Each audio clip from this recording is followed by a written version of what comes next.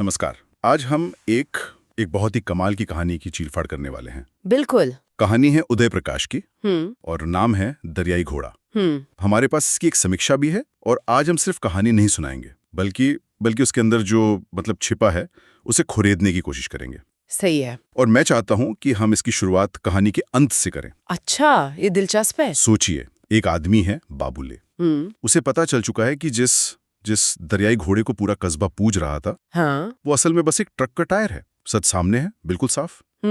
लेकिन वो आदमी शाम को चुपके से नदी किनारे जाता है, उस टायर में एक सुई से छेद करता है और उसे वापस पानी में धकेल देता है ताकि तमाशा फिर से शुरू हो सके। हाँ, ताकि कल से वो झूठा तमाशा फिर से शुरू हो जाए। तो सवाल यही है कि कोई सच जानकर भी एक झूठ को दोबारा जिंदा क्यों करेगा? और देखिए, यही सवाल इस कहानी की आत्मा है।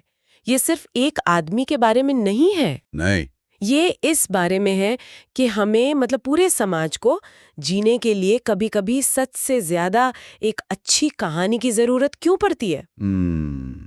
बाबुले का ये काम समझने के लिए हमें कहानी की शुरुआत में लौटना होगा, उस दुनिया में जहां दरियाई घोड़े के आने से पहले कुछ भी नहीं था सिवाय खालीपन के। हाँ, वो खालीपन। तो चलिए पहले उस दुनिया को समझते हैं। कहानी का जो हीरो है बाबुले, पर वो किसी भी एंगल से हीरो नहीं लगता। नहीं, बिल्कुल नहीं। एक सरकारी दफ्तर में क्लर्क, पतला सा चश्मा लगाए, और जिसकी पूरी जिंदगी एक सीधी लकीर है।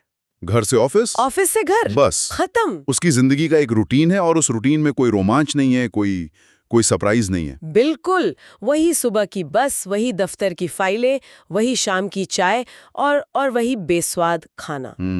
उसकी जिंदगी एक बंद घड़ी की तरह है। चलती तो है पर वक्त नहीं बताती। वाह! मुझे लगता है लेखक हमें बाबुले के जरिए ये नहीं बता रहे कि देखो ये आदमी कितना बोरिंग है। वो असल में हमसे पूछ रहे हैं, कहीं तुम्हारी जिंदगी में भी तो एक बाबुले नहीं छिपा? ये बहुत गहरी बात है और शायद यही वो वजह है कि जब कहानी शुरू होती है तो बाबुले अकेला नहीं है जो खाली है।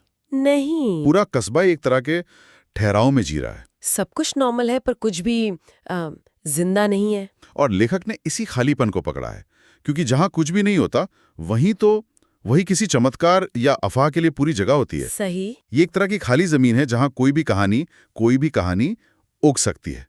बस एक बीज की जरूरत थी। और वो बीज गिरता है एक दिन दफ्तर के लंच ब्रेक में। कोई यूं ही कह देता है, यार सुना है नदी में दरियाई घोड़ा आया है।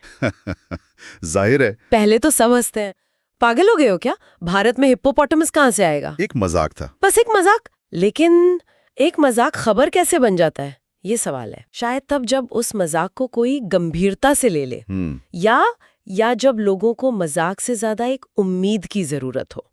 और फिर अगले दिन अखबार में एक छोटी सी दबी छुपी खबर छपती है। हाँ, नदी में रहस्यमयी जानवर दिखने की चर्चा। बस इतना काफी था। जो कल तक एक बेतुकी बात थी, आज वो एक संभावना बन गई। और यहीं से चीजें दिलचस्प होना शुरू होती हैं। वो संभावना देखते ही देखते एक हकीकत में बदल जाती है, या यूं कहीं कि लोग उसे हकीकत बना देते हैं। बिल्कुल। मुझे जो बात सबसे ज्यादा हैरान करती है वो ये है कि किसी ने भी सच जानने की कोशिश ही नहीं की। सब उस झूठ में खुश थे। ऐसा क्यों होता है? अरे क्योंकि वो सिर्फ एक जानवर की खबर नहीं थी, वो रोजमर्रा की बोरियत से आजादी का टिकट था। अच्छा। अब कस्बे के लोगों के पास सुबह उठने की एक वजह थी। बच्चे स्कूल बंक करके नदी किनारे भाग रहे हैं। हाँ, मैंने पढ़ा था। औरतें काम छोड़कर चाय की केतलियां लेकर ऐसे जमघट लगा रही हैं जैसे कोई मेला लगा हो। सही बात है। अचानक उस बेजान कस्बे में जिंदगी आ गई थी।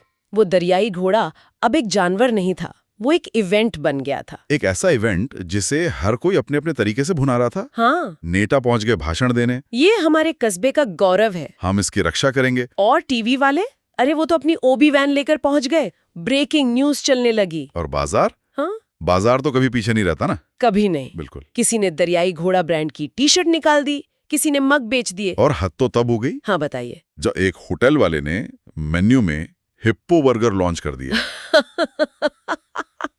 अरे बाप रे। Hippo burger. सोचिए जरा, ये पूरा तमाशा ये इस बात का सबूत है कि जब कोई विश्वास पैदा होता है तो उसके आसपास एक पूरी इकोनॉमी, एक पूरी पॉलिटिक्स खड़ी हो जाती है। जबकि किसी ने उस जानवर को ठीक से देखा तक नहीं था। किसी ने नहीं। पानी में दूर एक काला सा धब्बा दिखता था, बस। कोई कहता देखो देखो उसने मुंह खोला। को सच बनाने में लगे थे। और इस प्रोजेक्ट का सबसे बड़ा फायदा किसे मिला? हमारे बाबुले को। हाँ, हमारे बाबुले को।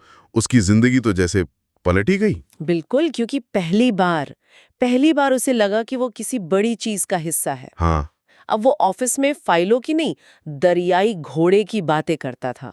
उसकी एक इज्जत बन गई थी। सही। जो पत्नी उसे नाकारा समझती थी, वह पड़ोसियों से गर्व से कहती, मेरे पति तो रोज दरियाई घोड़ा देखने जाते हैं। क्या बात है। उस झूठ ने बाबुले को वो सम्मान दिया जो उसकी पूरी जिंदगी की नौकरी नहीं दे पाई थी। उसके चलने फिरने का, कपड़े पहनने का ढंग बदल गया। हाँ, सालों से जो आंखें बुझी हुई थीं, उनमें एक चमक आ गई थी। वो जिंदगी जो एक बोझ थी, अब एक उत्सव लगने लगी थी। लेकिन उत्सव हमेशा नहीं चलते, है ना? कहानी में ट्विस्ट तो आना ही था। और वो ट्विस्ट आता है विज्ञान की शक्ल में। शहर से वैज्ञानिकों की एक टीम आती है। और वो लोग तर्क और सबूतों के साथ काम करते हैं, भावनाओं से नहीं। और वो ऐलान करते हैं कि हम इस जानवर को पकड़कर चिड़ियाघर ले जाएंगे। और यहीं कस्बे का असली रंग दिखता है। बिल्कुल। जो लोग कल तक उस जानवर के होने पर मजाक उड़ा रहे थे, वो अब उसके सबसे बड़े रक्षक बन जाते हैं। हाँ, पूरा कस्बा विरोध में उतर आता है। नारे लगते हैं, नहीं, ये हमारा घोड़ा है। धरने, प्रदर्शन, सब कुछ। ऐसा लगता है जैसे लोग किसी जानवर को नहीं, अपनी आत्मा के एक हिस्से को बचाने की कोशिश कर रहे हों। ये बहुत दिलचस्प है, क्योंकि अब वो उस विश्वास को किसी भी कीमत पर जाने नहीं देना चाहते, चाहे वो सच हो या ना। हाँ, उन्होंने उस झूठ में अपनी पहचान, अपनी उम्मीदें, अपना मनोरंजन, सब कुछ इन्वेस्ट कर दिया था।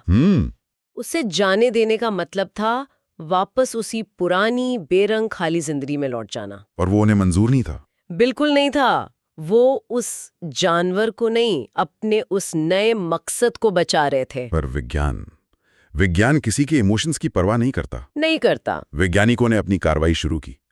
नदी में एक बहुत बड़ा जाल डाला गया। पूरा कस्बा सांस रोके देख रहा होगा। हाँ, और मीडिया के कैमरे ऑन थे। और जब जाल को बाहर खींचा गया, तो उसमें से जो निकला वो था एक पुराना जंग लगा हुआ ट्रक का टायर। एक पल के लिए सन्नाटा छा गया होगा। हाँ, वो सन्नाटा जब एक सामूहिक सपना टूटता है। बिल्कुल। वो सन्नाटा शर्मिंदगी का था। वो रहस्यमयी जानवर, वो कस्बे का गौरव, वो एक फटा हुआ टायर निकला। हाँ, और बाद में पता चला कि उसमें जब हवा भर जाती थी तो वो तैरने लगता था। और जब हवा निकलती थी तो ऐसा लगता था जैसे वो मुंह खोल रहा हो। अविश्वसनीय। और इस खुलासे के बाद जो होता है वो उतना ही नाटकीय है। हाँ, क्योंकि जब एक साझा सपना टूटता है तो सिर्फ सपना नहीं टूटता, वो समुदाय भी बिखर जाता है जो इस सपने के सहारे जुड़ा था। सही कहा। सब एक दूसरे पर इल्जाम लगाने लगे। मैंने तो पहले ही कहा था, तुम ही लोग पागल हो रहे थे। जिन दुकानदारों ने हिप्पो का माल बनाया था वो चुपचाप सामान समेटने लगे। नेता और टीवी वाले तो ऐसे गायब हुए जैसे कभी थे ही नहीं। सब खत्म। एक ही झटके में सब कुछ पहले जैसा हो गया, बल्कि पहले से भी बदतर। और सबसे ज्यादा असर जाहिर है बाबुले पर हुआ। वो जमीन पर आ गिरा। ऑफिस में लोग उसका मजाक उड़ाते। हाँ, क्यों बाबुले, गए नहीं आज दरियाई घोड़ा देखना? उफ। घर पर पत्नी के ताने फिर से शुरू हो गए। उसकी आंखों की वो चमक चली गई होगी। चली गई। वो संक्षिप्त सुनहरा दौर खत्म हो गया था। वो फिर से वही पुराना खाली उदास बाबुले बन गया था।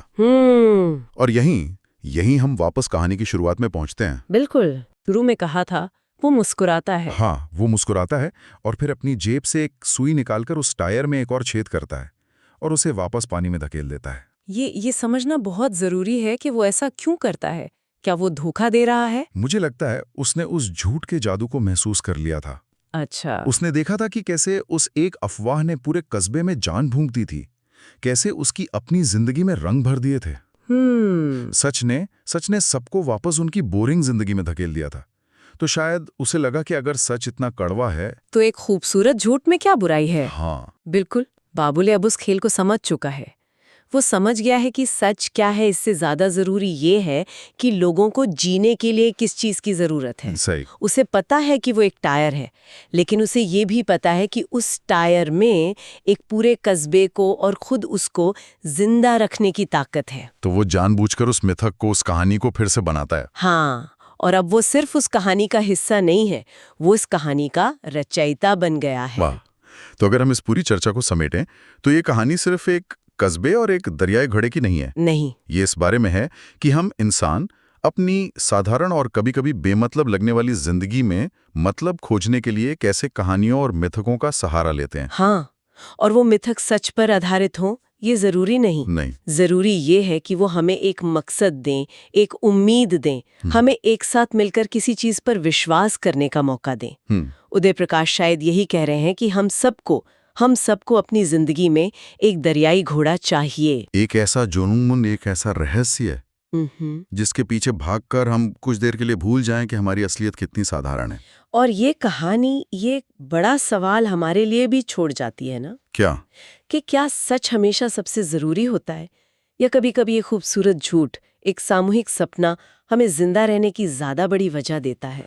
और अगर हम आज के दौर में देखें तो ये सवाल और भी जरूरी हो जाता है। कैसे? हमारे आसपास ऐसे कितने ही ट्रक के टायर हैं जिन्हें हम सब मिलकर दरियाई घोड़ा मानकर जी रहे हैं। सही कहा। वो कोई वायरल सोशल मीडिया ट्रेंड हो सकता है, कोई राजनीतिक नारा हो सकता है, या शेयर बाजार का कोई बुलबुला। सही। हम सब शायद अंदर से जानते हैं कि वो सच नहीं है, लेकिन हम उसमें विश्वास करना चाहते हैं।